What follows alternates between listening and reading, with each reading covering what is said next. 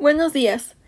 Hoy voy a exponer acerca de mi informe de investigación centrado en mi tema las variaciones de pronunciación del español en Ciudad de México y el Estado de México. El caso se centra en estudiantes del CCH Azcapotzalco en la Ciudad de México y estudiantes de la FES Acatlán en el Estado de México. Soy Nubia María Guzmán Ramos. A continuación tenemos el planteamiento del problema. La pregunta de investigación es: ¿cuáles son las variaciones de pronunciación en el español entre estudiantes del CCH Azcapotzalco en la Ciudad de México y estudiantes de la FES Acatlán en el Estado de México?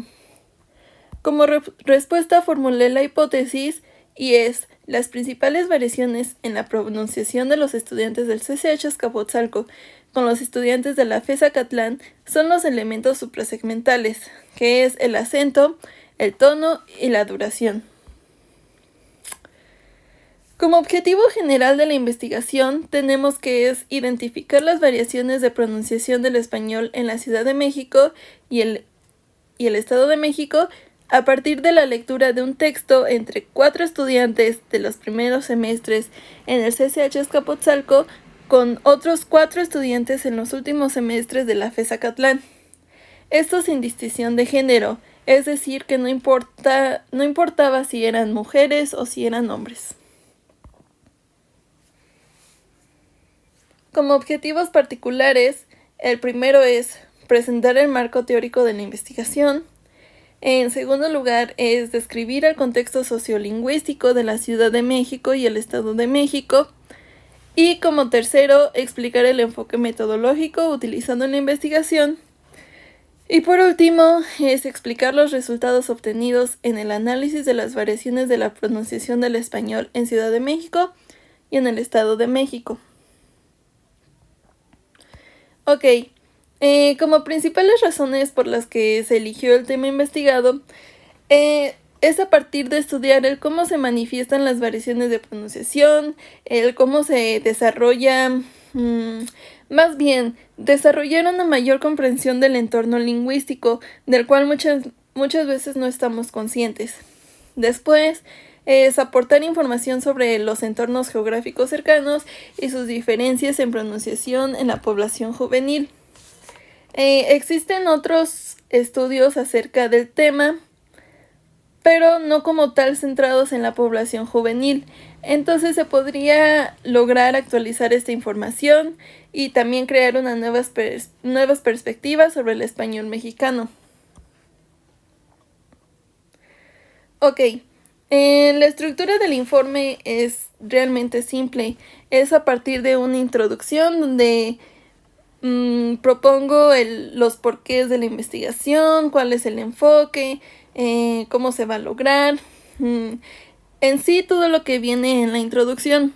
A partir de voy presentando el primer capítulo, que es acerca de los conceptos generales, y en estos desarrollo sobre conceptos como la fonética, fonología, la variación lingüística y la dialectología del español en México. El segundo capítulo, quiero decir, es sobre el contexto sociolingüístico, que es a partir se va dividiendo entre los factores sociolingüísticos en Ciudad de México y el Estado de México, así como las influencias en la pronunciación juvenil.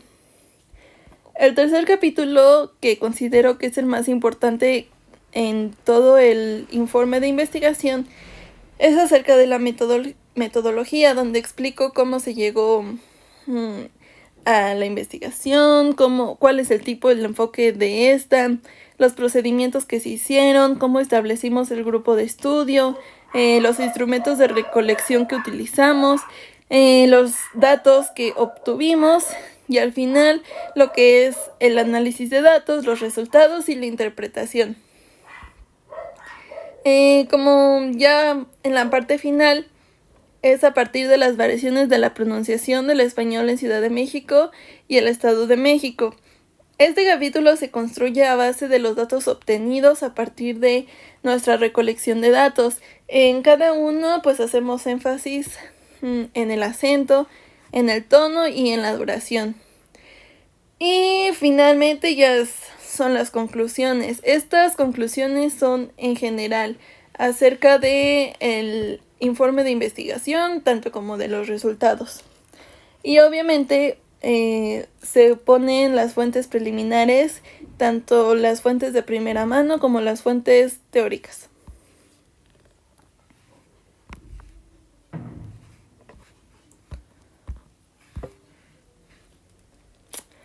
Ok, en resumen, nuestra metodología tiene el tipo de enfoque, se abarca el grupo de estudio, los instrumentos de recolección. En tanto el tipo y enfoque, tenemos un enfoque mixto, lo que quiere decir que hay elementos cualitativos y cuantitativos. En el grupo de estudio tenemos la población ya establecida, como se logra ver en los objetivos, que es la población juvenil, y esta se divide en los 4 alumnos del primer semestre del CCH y los 4 alumnos de último semestre en FES-Acatlán. Y bueno, los instrumentos de recolección realmente son muy sencillos. Creo un cuento que pudiera resaltar estos elementos suprasegmentales que se estaban buscando, que es el acento, el tono y la duración, y el cuento fue creado a partir de resaltar estos. La grabadora que utilizamos, la grabadora de un teléfono celular, y para hacer el análisis de estos audios se utilizó el programa Prat. Bien, ahora la recolección de datos. A partir de este punto en el informe aparecen varias tablas que ayudaron a la clasificación, el análisis y los resultados de los datos. La primera tabla consta de una especie de base de datos que ayudó a tener la organización de nuestro corpus, en el cual pues se puede observar la descripción. Más bien, en la primera columna son las fuentes, después es la descripción y al último el formato. Esta tabla pues nos ayuda principalmente a que la investigación, a que la información no se pierda. Tengamos como que un seguro para saber en dónde se encuentra esta información. Se hizo lo mismo con las fuentes teóricas, es decir, se describieron dónde están las fuentes, de quién es pues la autoría, el tipo de documento que era y lo que era la relevancia para el estudio. Aquí se puede observar un ejemplo. Bueno, evidentemente para hacer el análisis de la investigación y para hacer la conformación de nuestro corpus, se tuvo que hacer la transcripción de cada una de estas lecturas que se hicieron. En total fueron 8. Cada lectura estuvo marcada por estos elementos para encontrar lo que queríamos, que era el acento, la duración y la entonación. Aquí también agregué lo que eran las pausas. Entonces en entonación teníamos el uso de flechas, en las pausas el uso de diagonales, para remarcar los acentos fue el uso de negritas, y la duración fue al final de estas transcripciones en minutos. Ya que cada transcripción fue hecha para la facilitación de los elementos que íbamos a usar para el análisis, se creó una tabla también para la conformación del corpus, pero ya en sí resaltando los elementos que encontramos dentro de estas transcripciones. Primero se puso el informante, después la edad. Se dividió en frases todo el cuento, en total fueron 32 frases. Se puso el tipo de tono, era tono alto, medio o bajo. La duración de cada frase dentro del audio. Y en la última columna, los acentos resaltados con negritas.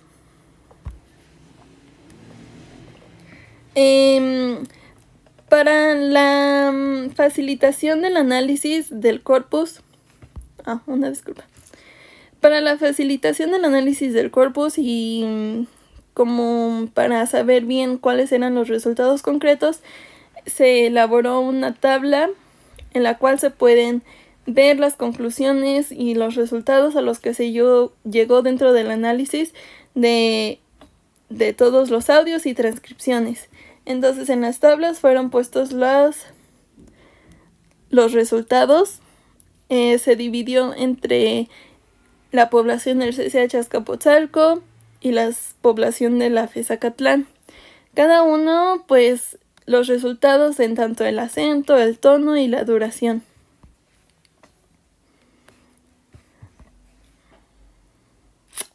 Bueno, como conclusiones en sí de toda la investigación acerca de las variaciones de pronunciación entre estas dos escuelas y poblaciones, se llegó a que los estudiantes del CCH Azcapotzalco mostraron patrones más relajados y menos estructurados, y esto posiblemente que es relacionado a que viven en un entorno menos formal y una menor práctica en lecturas dramatizadas. Mientras que los estudiantes de la FES Acatlán destacaron en el uso del acento, tono y duración para transmitir emociones. Y esto podría estar vinculado a que el contexto académico obviamente pues tiene más conciencia sobre estas particularidades en las pronunciaciones al leer lecturas dramatizadas, y obviamente también influye en que fueron estudiantes que ya están en el último grado, ¿no? Y pues obviamente van a tener una conciencia lingüística más desarrollada. Bueno, como aclaración, solamente en el documento enviado el día 10 de diciembre, después de darme cuenta que mandé un documento pasado al que era el final, faltaron las fuentes que se utilizaron para el marco conceptual, pero aquí los puse. Y finalmente también faltó poner en la conclusión que a partir de la organización y el tiempo que pues se pasó muy rápido, hubo una deficiencia en tanto a las fuentes que se habían planteado para respaldar la información lingüística. Sin embargo, cada una de estas fue sustentada de manera real y en vivo.